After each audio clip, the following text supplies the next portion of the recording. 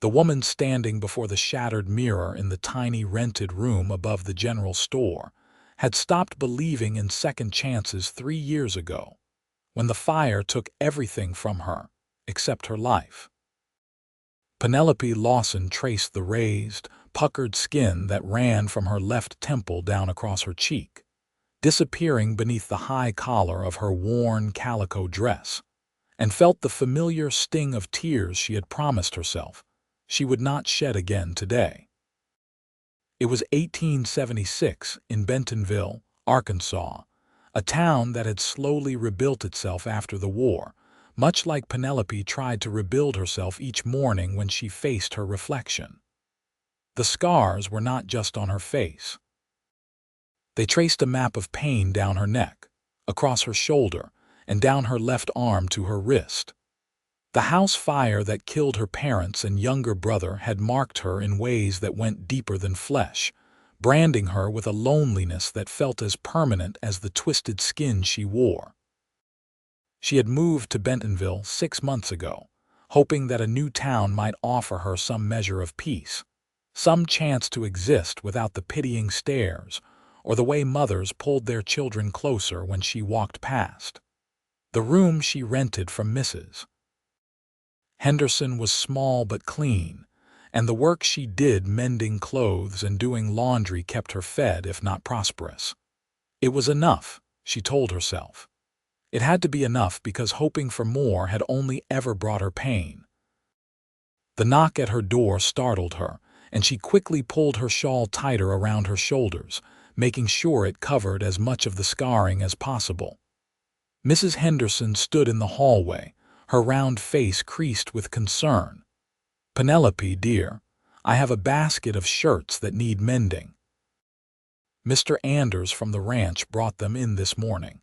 He said there is no rush, but I thought you might want to get started since the weather looks like rain." Penelope nodded, taking the heavy basket. "Thank you, Mrs. Henderson. I will have them ready by week's end." The older woman hesitated, her eyes softening. "You know, dear, there is a social at the church on Saturday. It might do you good to get out, meet some people." "I am fine, Mrs. Henderson, but thank you for thinking of me." Penelope's voice was gentle but firm, a tone she had perfected over the past years. It said everything that needed saying without causing offense. After Mrs. Henderson left, Penelope carried the basket to the small chair by the window and began sorting through the shirts. Most were simple repairs, but one shirt caught her attention. It was well made but badly torn, as if someone had caught it on barbed wire. As she examined it, preparing her needle and thread, she wondered about the man who wore it, then pushed the thought away. Wondering about men was a luxury she could not afford. 3 days later, she was hanging laundry in the small yard behind the general store when she heard the sound of horses. She kept her head down, focusing on the task at hand, but the voices carried clearly in the morning air. "I appreciate you looking after that delivery, Tucker. Your father would be proud of how you run the ranch." That was Mr. Henderson's voice. "Just doing what needs doing, sir. My father taught me that a man's word is his bond, and when we say we will deliver, we deliver." The second voice was younger, warm with a hint of laughter underlying the words. "I heard you might have my shirts ready. I have been making do with the ones I have left, but I am running out of presentable options. My wife will know. Let me fetch her." Penelope's hands stilled on the sheet she was hanging. Tucker. The name matched the torn shirt, the carefully mended work she had done just yesterday. She had taken extra care with it, her stitches small and even, reinforcing the tier so it would hold strong. She heard footsteps approaching and kept her face turned away, her scarred side hidden behind the fall of her hair and the strategic drape of her shawl. "Oh, Penelope, dear, this gentleman is here for his shirts. Are they ready?" "Yes, madam. They are upstairs in my room. I will fetch them." Penelope kept her voice low, still not turning fully toward them. "I can wait," the man said, and she heard genuine patience in his tone. She hurried inside and up the stairs, her heart beating harder than such a simple task warranted. It was foolish, this nervousness. She was simply returning mended clothes to a customer. Nothing more. But her hands trembled slightly as she gathered the carefully folded shirts, tied with string to keep them neat. When she came back down, she intended to simply hand them to Mrs. Henderson and disappear back upstairs. But the older woman was already heading into the store to help another customer, leaving Penelope alone in the doorway with the tall man standing by the horses. He turned when he heard her footsteps, and she got her first clear look at him. He was perhaps 25 or 26, with dark hair that needed cutting and eyes the color of summer sky. His face was tanned from long hours in the sun, and when he smiled, it transformed his entire expression into something warm and genuine. "You must be the miracle worker, Mrs. Henderson has been telling me about," he said, walking toward her. "I was sure that blue shirt was beyond saving." Penelope held out the bundle, keeping her scarred side turned away. It was a clean tear, not difficult to repair. He took the shirts but did not immediately step back. "I am Tucker Anders. My family owns a ranch about 5 miles west of town. We raise cattle and horses, though the horses are really my passion." She nodded, still not meeting his eyes directly. "I hope the repairs are satisfactory." "I am sure they are more than satisfactory given the care you have shown. Mrs. Henderson speaks very highly of your work." He paused, and she could feel him studying her, though she kept her face averted. "I am sorry, I did not catch your name." "Penelope Lawson." The words came out barely above a whisper. "Miss Lawson, I wonder if you might do me the honor of attending the church social with me on Saturday. I know we have just met, but something tells me you might enjoy the music. They usually have a decent band, and the food is always good." The invitation struck her like a physical blow. For a moment, she forgot to breathe, forgot to maintain her careful positioning. She turned toward him instinctively, shock overriding caution, and saw the exact moment his eyes registered the scarring. But unlike every other person who had seen her since the fire, he did not flinch. He did not look away. His expression did not change except for a slight softening around his eyes. "I cannot," she said quickly, turning away again, feeling the familiar burn of humiliation. "Thank you for the kind offer, but I do not attend social functions." "That is a shame," he said, and his voice held no pity, only genuine disappointment. "If you change your mind, I will be there around 6. I would be honored to save you a dance." She could not respond, her throat too tight with emotions she thought she had locked away years ago. She heard him mount his horse, heard the gentle words he spoke to the animal, and then the sound of hoofbeats fading as he rode away. Only then did she allow herself to look up, watching his retreating figure with something that felt dangerously close to longing. The week passed slowly. Penelope tried to focus on her work, on the simple routine of washing, mending, and keeping to herself. But Tucker Anders' face kept appearing in her thoughts, along with the memory of how he had looked at her. Not with horror or pity, but with the same warm openness he had shown before he saw the scars. It meant nothing, she told herself. He was simply a kind man, too polite to show his true reaction. By now, he had surely told everyone at his ranch about the scarred woman at the general store, warning them away from her disturbing appearance. But Saturday evening found her standing before her mirror again, this time not with despair but with a dangerous flicker of hope. She had one good dress, a deep green that she had made herself before the fire, letting out the seams and adding new fabric where needed. It had a high collar that helped hide some of the scarring on her neck, and if she arranged her hair carefully, she could at least minimize the worst of the damage. Even as she dressed, she told herself she would not go. This was foolishness. but her hands continued to button the dress, to pin her hair, to drape a shawl over her shoulders. When she looked at her reflection, she did not see beauty, but she saw a woman trying, and perhaps that was enough for one evening. The church was only 3 blocks from the general store, close enough that she could walk. The sun was beginning to set, painting the sky in shades of orange and pink. She could hear music drifting from the churchyard, a fiddle and guitar playing a lively tune. People were gathered in small groups, talking and laughing, children running between them in some game only they understood. Penelope stopped at the edge of the yard, her courage faltering. This was a mistake. She should go back to her room, back to the safety of solitude. But before she could turn away, she heard his voice. "Miss Lawson, you came." Tucker was walking toward her, and the smile on his face looked genuinely pleased. He wore clean trousers and a white shirt, the blue one she had mended visible beneath his open vest. His hair was still slightly too long, curling at his collar in a way that made him look younger, less formal.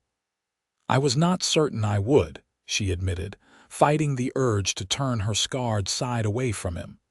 "I am glad you decided to take the chance." He offered his arm, a gesture so natural and courteous that she found herself accepting it before her doubts could stop her. "Have you eaten? Mrs. Patterson made her famous apple pie, and if we do not get some soon, her sons will have devoured the whole thing." He guided her toward the tables laden with food, keeping up a steady stream of conversation that required little response from her. He talked about his ranch, about a new colt that had been born just that week, about the challenges of keeping cattle safe from wolves and rustlers. His voice was easy to listen to, and Penelope found some of her tension easing. When they reached the food tables, she became aware of the stares. Women whispered behind their hands, and she saw one mother pull her daughter away, as if scarring might be contagious. The old familiar shame began to rise, but Tucker seemed oblivious to it all. He filled 2 plates with food, describing each dish with enthusiasm, and led her to a quieter spot beneath a large oak tree. "This is my favorite spot," he said, settling on the grass and gesturing for her to join him. "You can hear the music, but you are far enough away to actually have a conversation." Penelope sat carefully, arranging her skirts. "You do not need to do this," she said quietly. "I know what people are thinking." "What are they thinking?" He took a bite of fried chicken, looking at her with genuine curiosity. "That you are showing charity to the scarred woman, that you are too kind for your own good." Tucker set down his plate and turned to face her fully. "Miss Lawson, may I be direct with you?" She nodded, bracing herself for whatever polite rejection was coming. "I asked you to come tonight because when we met the other day, I found myself thinking about you for the rest of the week. Not about your scars, but about the care you put into mending my shirts, about the gentleness in your voice when you spoke, about the way you held yourself with such dignity, even when you were clearly uncomfortable. I asked you here because I wanted to spend more time with you to learn more about you. If people want to gossip, let them. Their opinions do not concern me." Penelope stared at him, searching his face for any sign of deception or pity. She found neither. What she saw instead was honesty and something that might have been the beginning of genuine interest. "I do not understand," she whispered. "You could have your choice of women in this town, women who are whole and unblemished." "I am not interested in unblemished," Tucker said firmly. "I am interested in real, in genuine, in someone who has faced hardship and survived it. Do you know what I see when I look at you, Miss Lawson?" She shook her head, not trusting her voice. "I see strength. I see someone who has been through fire, literally, and came out the other side. I see beauty in your eyes, in the way you move, in the careful attention you pay to everything you do. The scars are part of your story, and I would like to hear that story if you are willing to share it." But they do not define you, not to me." Tears burned in Penelope's eyes, but for once they were not tears of shame or grief. "I have spent 3 years believing I was too broken for anyone to want me," she said, her voice shaking. "Everyone I knew after the fire looked at me with pity or horror. I moved here hoping for a fresh start, but I did not dare hope for more than simply being left alone." "You are not broken," Tucker said gently. "You are scarred, yes, but we all carry scars. Some are just more visible than others." He paused, then continued. "My father died 2 years ago. Fell from his horse and broke his neck. It was quick, they said, painless. But it broke something in me, made me question everything I thought I knew about the world. For a long time, I felt like I was just going through the motions, pretending to be the man he raised me to be while feeling hollow inside." "What changed?" Penelope asked softly. "Time, mostly, and the realization that he would not want me to stop living just because he was gone. He would want me to find joy, to build something meaningful, to take chances." Tucker smiled. "Like asking a beautiful woman to a church social even though we had just met." "You think I am beautiful?" The words escaped before she could stop them. "I think you are one of the most beautiful women I have ever met," he said simply. "And I hope you will give me the chance to prove that I mean that." They talked as the sun set and the stars began to appear. Penelope found herself telling him things she had not spoken of in years. About her childhood in Missouri, about her parents and her brother Samuel, who had been only 12 when he died. About the fire that started in the kitchen, spreading so fast there was barely time to escape. About how her father had thrown her through a window, how the flames had caught her as she fell, how she had watched the house burn with everyone she loved trapped inside. Tucker listened without interrupting, his eyes never leaving her face. When she finally fell silent, exhausted by the telling, he reached out and took her hand. "Thank you for trusting me with that," he said. "I cannot imagine the pain you have endured." "The physical pain faded," Penelope said, "but the loneliness has been harder to bear. I thought I had accepted it, that I could build a life alone. But talking to you tonight, I realize how much I have missed simply being seen as a person, not as a tragedy or a cautionary tale." "Then let me keep seeing you," Tucker said. "Let me take you riding next Sunday. I promise you will love the horses, and the ranch is beautiful this time of year." Penelope hesitated. This was happening too fast, felt too good to be real, but looking into Tucker's eyes she saw only sincerity. "Yes," she whispered, "I would like that." The next week passed in a haze of anticipation and fear. Penelope caught herself smiling as she worked, then would immediately doubt herself. What if Tucker changed his mind? What if he had only invited her out of pity? What if she was setting herself up for heartbreak? But when Sunday arrived and she heard the sound of a horse and wagon outside the general store, Tucker's smile was as warm as it had been at the social. He helped her up into the wagon seat with careful courtesy, and as they drove out of town, he pointed out landmarks and told her stories about growing up in Arkansas. The Anders Ranch was indeed beautiful. Rolling green pastures stretched in every direction, dotted with cattle and horses.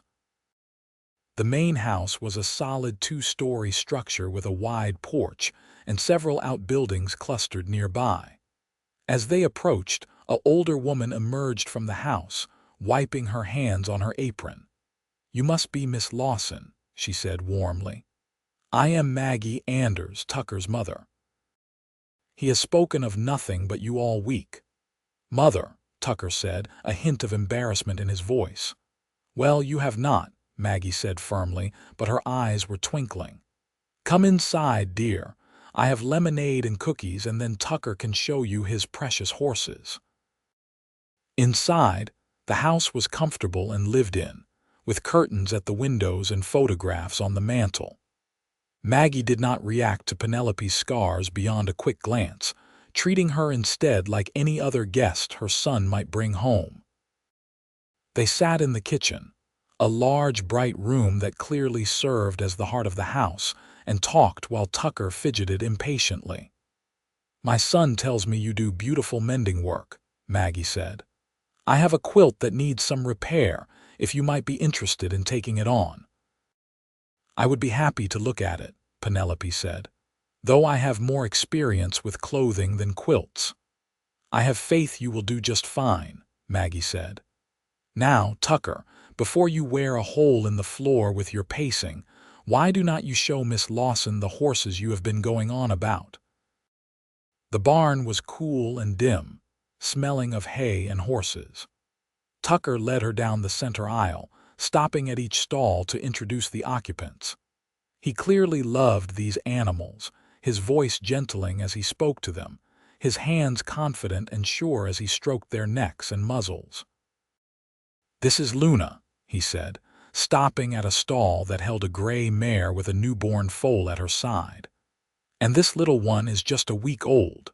We have not named him yet." The foal was all legs and big eyes, pressing close to his mother but watching the humans with curiosity. Penelope caught her breath at the sight. "He is beautiful," she whispered. "Would you like to pet him?" Tucker opened the stall door carefully. "Luna is gentle and she trusts me."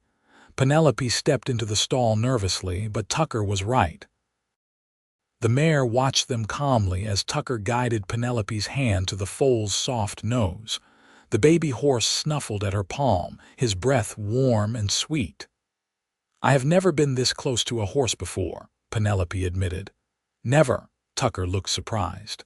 "Then we need to remedy that." "How would you feel about going for a ride?" "I do not know how to ride." "I will teach you. We will start with Belle. She is steady and patient." He led her to another stall where a chestnut mare with kind eyes stood waiting. "We will ride together at first so you can get the feel of it." Tucker saddled Belle with practiced efficiency, then led her outside to a mounting block. He swung up first, then reached down to help Penelope up behind him. She settled onto the saddle awkwardly, very aware of how close she was to him, how she had to hold onto his waist to keep her balance. "Ready?" he asked, looking back at her with a smile. "I think so." Belle started walking, her gait smooth and easy. Tucker kept her to a walk, circling the yard and then heading out toward the pastures. Penelope gradually relaxed, getting used to the movement, to the height, to the trust required to let the animal carry her. "What do you think?" Tucker asked after a while. "It is wonderful," Penelope said honestly. "I feel like I could see forever from up here." They rode for over an hour, Tucker pointing out the boundaries of the ranch, the places where he wanted to build new corrals, his plans for breeding horses. Penelope listened, fascinated by his passion and knowledge. When they finally returned to the barn, she was surprised to realize how comfortable she had become, how natural it felt to be riding with him. Over the following weeks, Sunday rides became their routine. Tucker would collect her from town. They would spend the day at the ranch, and he would return her before dark, always the gentleman. Penelope found herself counting the days between visits, living for those precious hours when she could forget about her scars and simply be herself. But it was not just the Sundays. Tucker started finding excuses to come into town during the week. He needed shirts mended, even ones that looked perfectly fine to Penelope. He needed supplies from the general store that he would buy and then linger, talking to her while she worked on her washing or mending. Mrs. Henderson watched with knowing eyes but said nothing, simply smiled when Tucker appeared in the yard. 3 months after they met, Tucker invited Penelope to a barn dance at a neighboring ranch. She hesitated, remembering the stares at the church social, but Tucker was persuasive. "Please," he said. "I want to dance with you properly, not just show you how while we are alone in my barn." "People will talk," she said. "Let them. I am proud to be seen with you."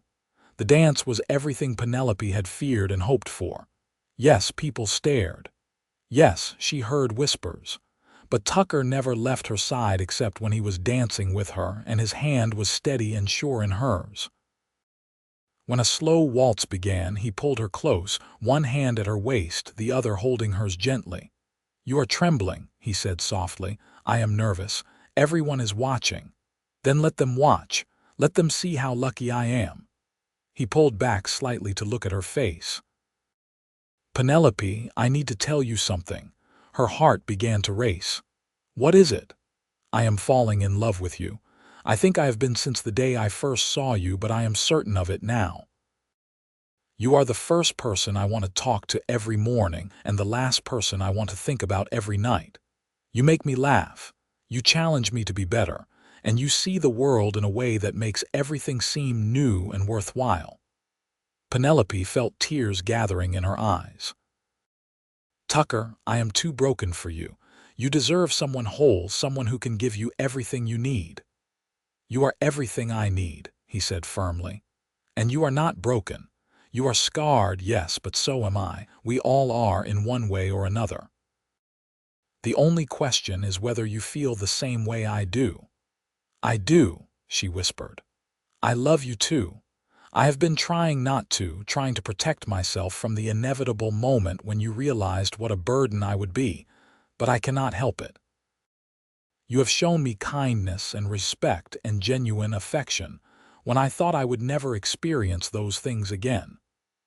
Tucker stopped dancing, right there in the middle of the floor with everyone watching. He cupped her face in his hands, scarred side and unmarred side equally, and kissed her with a gentleness that made her heart soar. She heard gasps around them, heard someone mutter that it was inappropriate, but she did not care. All that mattered was this moment, this man, this impossible gift of being loved exactly as she was. When they finally broke apart, Tucker was grinning. "I probably should have asked permission for that. I probably should have made you wait," Penelope said. But she was smiling too, wider than she had smiled in years. They left the dance shortly after, both of them too caught up in each other to care about the music or the food or the scandalized looks from some of the older women. Tucker drove her back to town in the wagon, but instead of stopping at the general store, he pulled up in front of a small house at the edge of town. "I have been meaning to show you this," he said. "It belongs to the ranch.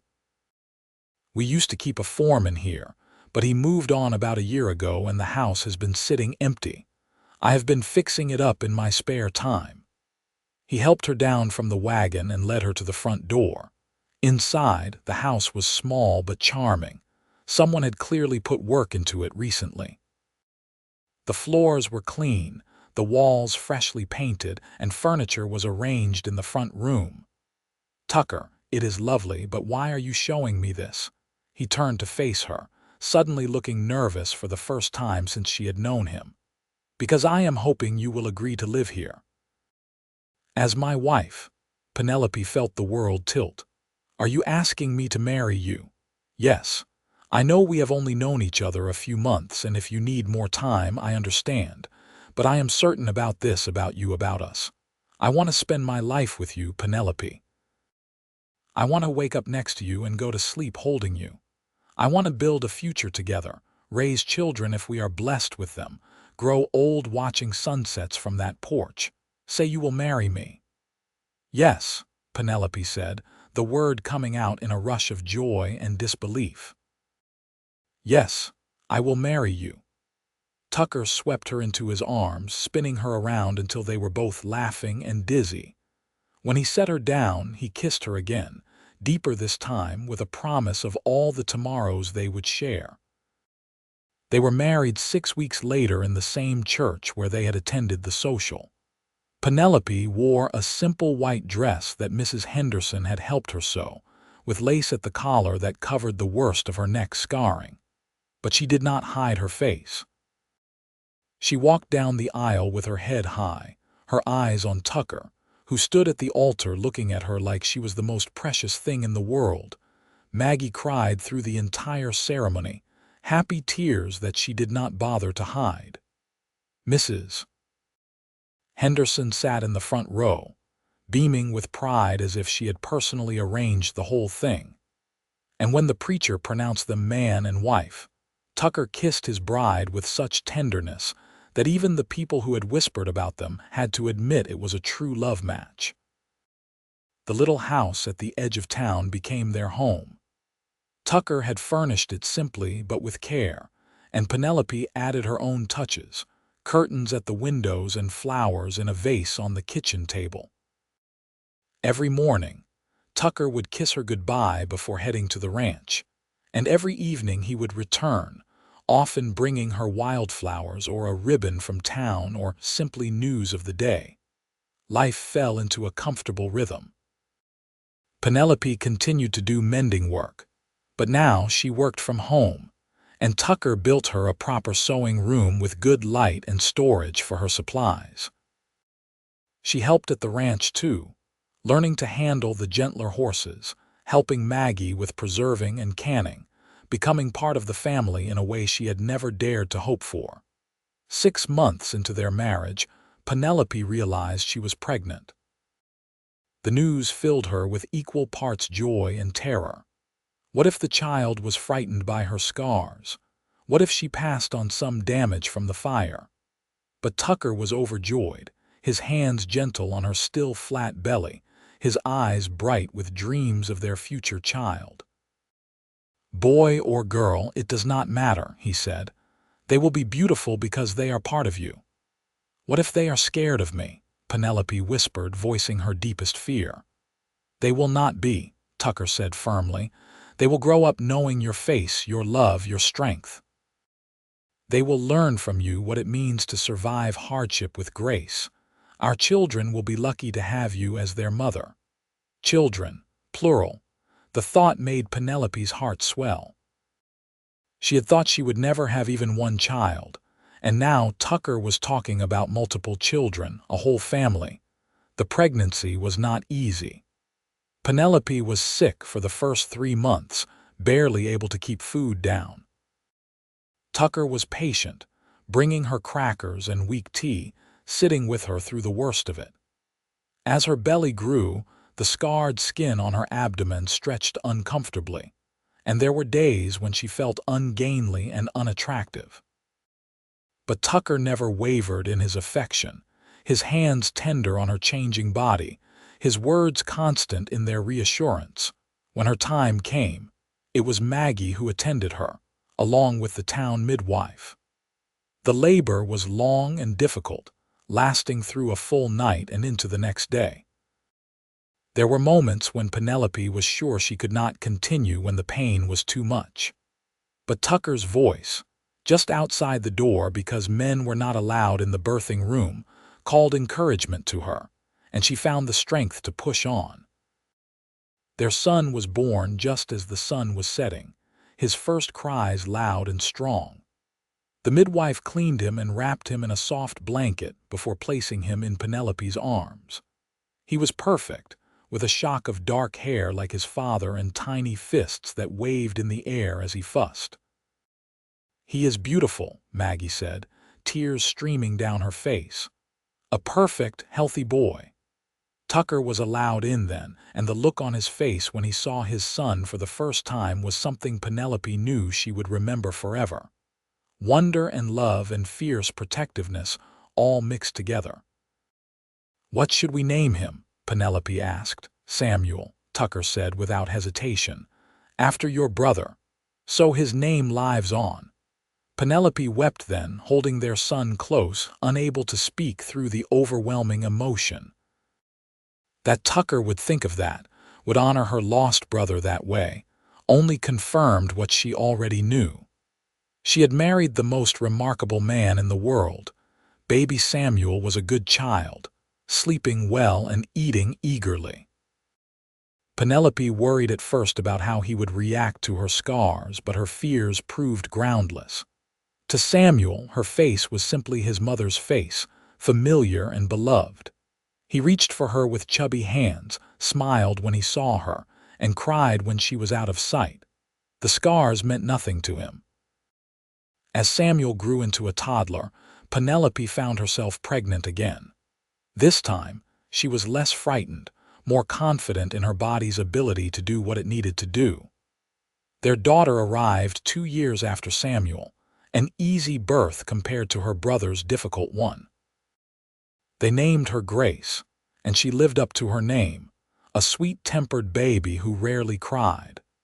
The little house at the edge of town began to feel cramped with 2 small children and all their necessities.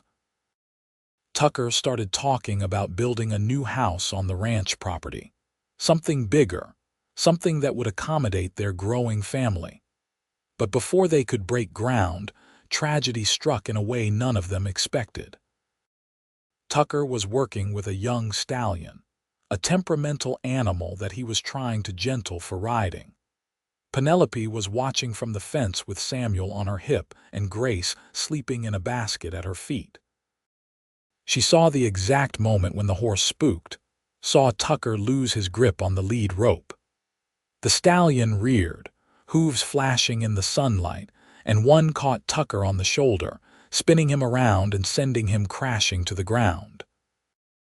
Penelope screamed, thrusting Samuel at her ranch hand and running to the corral. Tucker was trying to sit up, his face pale with pain, his left arm hanging at an odd angle. "Do not move," she commanded, dropping to her knees beside him. "Someone fetch the doctor." The doctor came quickly, confirming that Tucker's shoulder was dislocated and his collarbone broken. He set the bones and put Tucker's arm in a sling, ordering him to rest for at least 6 weeks. For Tucker, who was never still, who always had to be doing something, the forced inactivity was torture. He grew irritable and frustrated, snapping at Penelope over small things, apologizing immediately after. She understood. He was used to being strong, capable, the one who took care of everyone else. Being helpless went against everything in his nature. One night, about 2 weeks into his recovery, Penelope found him sitting on the porch in the darkness, staring out at nothing. She settled beside him, taking his good hand in hers. "Talk to me," she said gently. "I am going mad," he admitted. "I cannot work, I cannot help with the children properly, I cannot even dress myself without assistance. I feel useless." "You are not useless, you are healing. There is a difference. You do not understand what it is like being broken like this." The words hung in the air between them, and Penelope felt something tighten in her chest. "Do I not?" Tucker looked at her, and she saw the moment he realized what he had said. "Penelope, I did not mean." "I think you did," she said quietly. "I think you are finally understanding what I felt for so long, what I tried to tell you when we first met. This feeling that you are less than whole, that you are a burden, that people would be better off without you. I am sorry. I should not have." "No, you should have," Penelope interrupted. "Because now maybe you can truly understand why it was so hard for me to accept your love at first, why I believed I was too broken for you." She squeezed his hand. "But Tucker, you taught me that scars do not make us broken, that needing help is not weakness, that love is not about being perfect but about being real with each other. Now, I need you to believe those same things about yourself." Tucker was quiet for a long moment. When he spoke, his voice was rough with emotion. "How did I get so lucky to find you? I ask myself that same question every day," Penelope said. "But I think maybe we found each other because we needed each other. You showed me how to live again, and now I can show you how to accept help, how to be patient with yourself." "I do not deserve you," Tucker whispered. "Yes, you do. Just as I deserve you. We deserve each other in this life we are building." She leaned her head against his good shoulder. 6 weeks will pass. You will heal, and we will be stronger for having gone through this together." Tucker did heal, though it took longer than 6 weeks for his shoulder to regain full strength. But Penelope was right. The experience did make them stronger. Tucker learned to ask for help, to accept his limitations without feeling diminished. And Penelope discovered a confidence she had not known she possessed, managing the household and helping at the ranch and raising the children while Tucker recovered. When Tucker was fully healed, they broke ground on the new house. It was built on a rise overlooking the ranch, with large windows that let in plenty of light and a wide porch perfect for watching sunsets. There was a proper sewing room for Penelope, an office for Tucker, and plenty of bedrooms for the children they hoped to have. They moved in on Samuel's 4th birthday, and he ran through the empty rooms shouting with delight at all the space. Grace toddled after him, not quite understanding but happy because her brother was happy. That night, after the children were asleep in their new rooms, Tucker and Penelope stood on the porch, his arms around her waist, her back against his chest. "Happy?" he asked. "More than I ever thought possible," she answered honestly. "Sometimes I still cannot believe this is my life, that you are my husband, that those beautiful children are mine, that this house, this land, this future is all real." "It is real," Tucker said, turning her to face him. "And it is only going to get better. We have our whole lives ahead of us, Penelope. Years and years of sunrises and sunsets, of watching our children grow, of building something meaningful together." "I love you," she said, reaching up to cup his face with her hand. "Thank you for seeing me when I thought I was invisible. Thank you for loving me when I believed I was unlovable." "Thank you for letting me," Tucker replied. "Thank you for taking a chance on a cowboy who fell in love with you at first sight." Their third child, another boy they named William, arrived 2 years later. Then came twin girls, Emma and Elizabeth, when Penelope was 31. The house that had seemed so large when they moved in gradually filled with the noise and chaos and joy of 5 children. Penelope still did mending work, though now it was more for enjoyment than necessity. She had trained several women in town, creating a small business that provided employment and income. Tucker's horse breeding operation had become successful, with buyers coming from as far away as Texas to purchase his animals. The townspeople of Bentonville, who had once stared and whispered, grew accustomed to Penelope's scarred face. The children who grew up seeing her at church and community gatherings thought nothing of her appearance. And slowly, painfully, Penelope herself stopped seeing her scars as disfigurement and began to see them as simply part of who she was. One warm summer evening, when Samuel was 10 and the twins were 4, the whole family gathered on the porch for dinner. It had become a tradition, eating outside when the weather was fine, the children chattering about their day while Tucker and Penelope exchanged amused glances over their heads. After the meal, while Tucker supervised the older children in their chores and Penelope rocked the twins to sleep, she reflected on the journey that had brought her here. From the terrified, broken woman who could not bear to look in a mirror to this moment, surrounded by love and family and purpose, she thought about the fire that had taken so much from her, the years of loneliness and pain, the slow journey to this small Arkansas town. And she thought about Tucker, the cowboy who had seen past her scars to the woman beneath, who had loved her not in spite of her brokenness but inclusive of it, as part of her whole self. That night, lying in bed with Tucker's arm around her waist, Penelope spoke into the darkness. "Do you remember the church social when we first talked? Of course, I remember everything about that night. I told you I thought I was too broken for any man to want me. I remember that too." Tucker's arm tightened around her. "And I told you that you were not broken. I know. But I did not really believe you then. I thought you were being kind, or that you did not fully understand what being with me would mean." Penelope turned in his arms to face him. "But I believe you now. Not because the scars have faded, they have not. Not because I have learned to hide them better, I have not done that either. I believe you because you have shown me every single day for 8 years that when you look at me, you see someone worth loving. You are worth loving, Tucker said fiercely. You always were. I just had the privilege of being the one who got to prove it to you. More than proved it, Penelope said, kissing him softly. You gave me a life I never dreamed possible. You gave me yourself, our children, this home, this family. You gave me back my future. You gave me those same things, Tucker said. Before I met you, I was just going through the motions, running the ranch because it was expected, existing but not really living. You taught me what it meant to truly see someone, to look beyond surface appearances to the person underneath. You made me a better man. They held each other in the darkness, listening to the quiet sounds of their children sleeping in nearby rooms, the gentle night sounds drifting through the open window. It was a moment of perfect peace, of gratitude for all they had built together.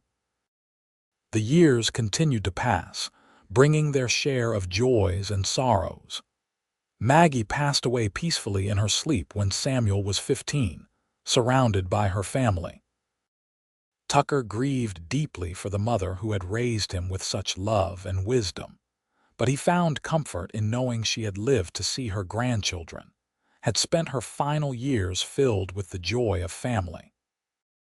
Samuel grew into a young man who loved horses as much as his father, taking over more and more of the ranch operations.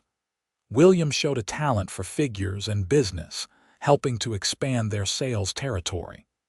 Grace married a schoolteacher and moved to Little Rock, though she visited often. The twins, inseparable as always, both decided they wanted to be nurses, determined to help people. Through it all, Tucker and Penelope remained the center, the foundation upon which their family was built.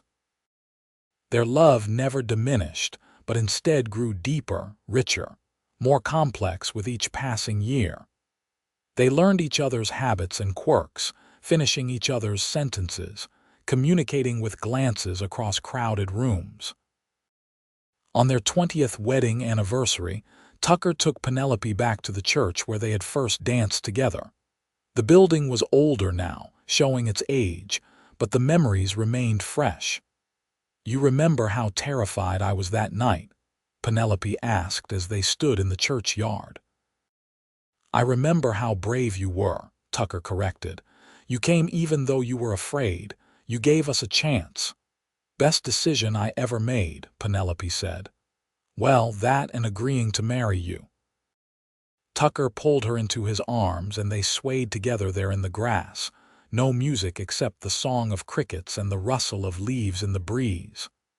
I would do it all again, he said. Every moment, every challenge, every joy. I would choose you every single time. Even knowing about the scars, even knowing how hard it would be sometimes, especially knowing all of that, Tucker said firmly. Because those things are part of you, part of what made you into the strong, compassionate, incredible woman I love. I would not change a single thing about you. Penelope rested her head against his chest, listening to the steady beat of his heart. I used to think the fire destroyed me, she said quietly. I used to believe that the woman I was meant to be died in that house with my family, but I was wrong. The fire changed me, scarred me, yes.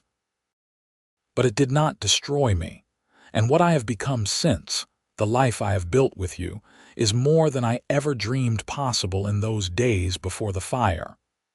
You have become exactly who you were meant to be, Tucker said.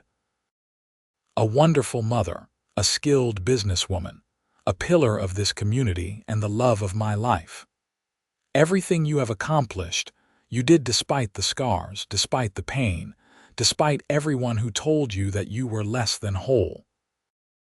They stayed there for a long time, holding each other under the stars, remembering the young couple they had been and celebrating the partnership they had become. As they grew older, Tucker's hair turned silver and Penelope's hair showed streaks of white. Tucker's hands, so strong and sure, developed arthritis that made detailed work difficult. Penelope's eyesight began to fail, requiring spectacles for her sewing. But they aged together, taking care of each other, adjusting to the changes that time brought. Samuel took over the ranch completely, running it with the same dedication and skill his father had shown.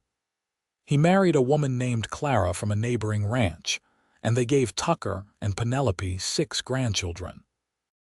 William moved to Fort Smith and opened a mercantile that quickly became successful, marrying and having 3 children of his own.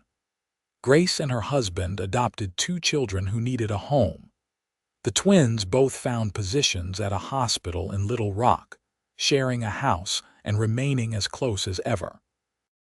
The house that had once rung with the voices of young children now echoed with the laughter of grandchildren during visits. Tucker and Penelope delighted in spoiling them, telling them stories of the old days, teaching them about horses and sewing and the importance of seeing beyond surface appearances. One of their granddaughters, Samuel's youngest, was born with a birthmark that covered half her face. Penelope held her close, this tiny baby who would grow up facing some of the same challenges she had faced, and whispered promises to her. "You are beautiful," she said. "Do not let anyone tell you differently. You are perfect exactly as you are." The little girl, named Penelope after her grandmother, seemed to understand on some level. She grew up confident and strong, never doubting her worth, bolstered by a grandmother who understood and a family who loved her unconditionally. Tucker and Penelope celebrated their 30th anniversary, then their 40th. They made it to 50 years together, a golden anniversary that the entire family gathered to celebrate. The party was held at the ranch, with 3 generations present. Food covered tables in the yard, children ran and played, and at the center of it all sat Tucker and Penelope, holding hands and watching the chaos with contented smiles. Samuel stood and raised his glass for a toast. "To my parents," he said, his voice carrying across the yard. "You have shown all of us what love truly means. Not the easy, surface kind of love, but the deep, enduring love that weathers every storm. You have built a legacy not just of land and livestock, but of family, of kindness, of never judging by appearances. You have taught us to see with our hearts instead of just our eyes. Thank you for everything you have given us." Everyone raised their glasses, calling out good wishes. Penelope wiped tears from her eyes, overwhelmed by the sight of so many people, all connected to her and Tucker, all part of the family they had created together. That night, after everyone had gone home or to bed, Tucker and Penelope sat on the porch of the house they had built 45 years earlier. Tucker's hand, gnarled with age but still strong, held Penelope's. 50 years, Penelope marveled. "It seems like yesterday and a lifetime ago all at once." "Best 50 years of my life," Tucker said. "And I mean that. Every single day with you has been a gift. Even the hard days, especially the hard days," Tucker said. "Those are the ones that proved what we have.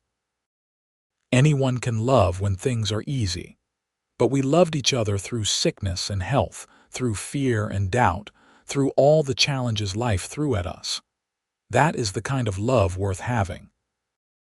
Penelope thought about all those years, the journey from scarred woman who thought herself unlovable to this moment, surrounded by children and grandchildren, held by a man who had never wavered in his devotion.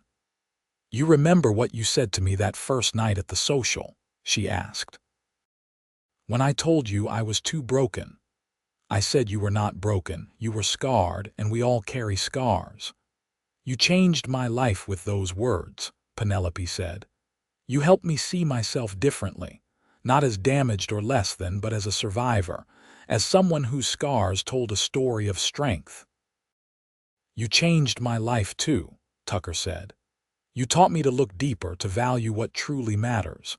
You made me understand that beauty is not about perfection, but about authenticity, courage, love." They sat in comfortable silence, watching the stars emerge in the darkening sky. The same stars that had shone on them 50 years ago, when they were young and just beginning their journey together. Tucker passed away peacefully in his sleep 2 years later, at the age of 79.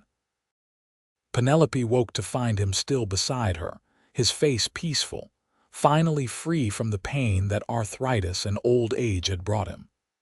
She held his hand for a long time, saying goodbye to the man who had been her partner, her love, her best friend for 52 years. The funeral was the largest Bentonville had ever seen. People came from across the state to pay their respects to a man who had lived his life with integrity and kindness. But it was Penelope's eulogy that people remembered. She stood at the front of the church, her hair white, her face still bearing the scars of the fire that had marked her so many years ago. But she stood straight and strong, her voice clear as she spoke. "My husband saw me when I thought I was invisible," she said. "He loved me when I believed I was unlovable. He built a life with me when I had given up on having a future." Tucker Anders was the finest man I have ever known, not because he was perfect, but because he was real. He loved with his whole heart. He worked with his hands and his mind. He raised his children to be good people and loved his grandchildren with abandon. And he taught me, by example, what it means to truly see another person, to look past scars and flaws to the soul beneath. She paused, gathering her composure. "I will miss him every day for the rest of my life. But I am so grateful for the 52 years we had together. He gave me everything I never dared to dream of, and I hope I gave him even a fraction of the joy and love he gave me." Penelope lived for 5 more years after Tucker's death. She stayed in the house they had built, surrounded by memories and visited often by children and grandchildren. She continued her mending work, though her hands were not as steady as they once were. She spent hours on the porch, watching the horses in the pastures, remembering the man who had loved them so well. One evening in early summer, she did not come down for dinner. Samuel found her in her rocking chair on the porch, her hands folded peacefully in her lap, a slight smile on her face. She had passed as gently as Tucker had, without pain or struggle, simply slipping from one world to the next. At her funeral, it was young Penelope, now a grown woman of 21, who spoke. She stood before the gathered crowd, her birthmark visible and unmarked by any attempt to hide it, and told the story of a woman who had overcome tragedy and loss to build something beautiful. "My grandmother taught me that scars are not shameful," she said. "She taught me that being different is not being less." She lived her life as proof that love sees beyond surface appearances. That strength comes from surviving hardship, that beauty is found in authenticity and courage. I am who I am today because of the lessons she taught me, the example she set, the unconditional love she gave. She and my grandfather built a legacy that will last for generations. Not just this ranch, this land, these buildings, but a legacy of kindness, of acceptance, of seeing the best in people. She paused, looking around at the crowd. Grandmother Penelope used to say that she was too broken for any man, but my grandfather saw only beauty. And in their love, in the family they created, in the lives they touched, they proved that the truest beauty is found not in perfection, but in the courage to love and be loved despite our scars. They buried Penelope next to Tucker on the hill, overlooking the ranch, where they could watch over the land and the family they had built together. The stone marker bore both their names and a simple inscription that Samuel had chosen. They saw beyond the scars to the beauty beneath. Years passed. The ranch continued, run by Samuel and then by his children. The little house at the edge of Bentonville where Tucker and Penelope had first lived as newlyweds became a historical landmark, preserved as a reminder of the couple who had shown their community what love truly meant. And sometimes, on quiet evenings when the sun was setting, and the sky turned orange and pink, people swore they could see two figures on the porch of the big house on the hill, holding hands and watching over the land they loved. Just an old cowboy and his scarred wife, still together, still in love, still proving that beauty is found not in perfection but in the courage to love with an open heart. The story of Tucker and Penelope became part of Bentonville's history, told and retold to new generations.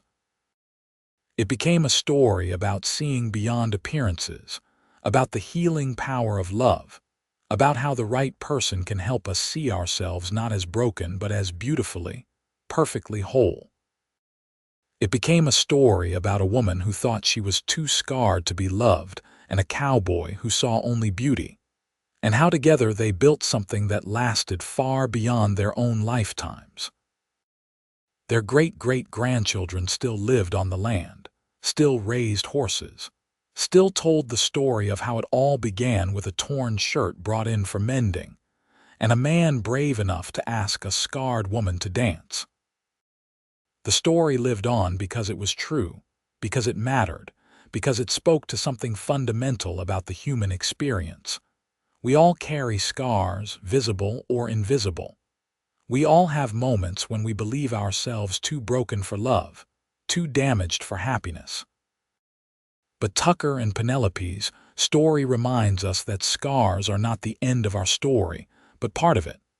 That the right love does not heal our wounds, but helps us carry them with grace.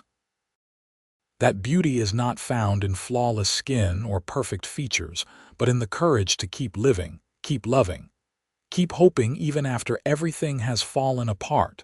In the end, that is what they left behind. Not just land or horses or descendants, though they left all of those things, but a legacy of hope.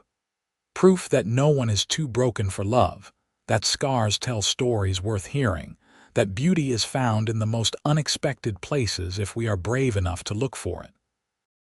And somewhere, in whatever place exists beyond this world, a cowboy and his scarred wife are still together, still in love, still proving that true beauty has nothing to do with appearances and everything to do with the courage to love and be loved exactly as we are.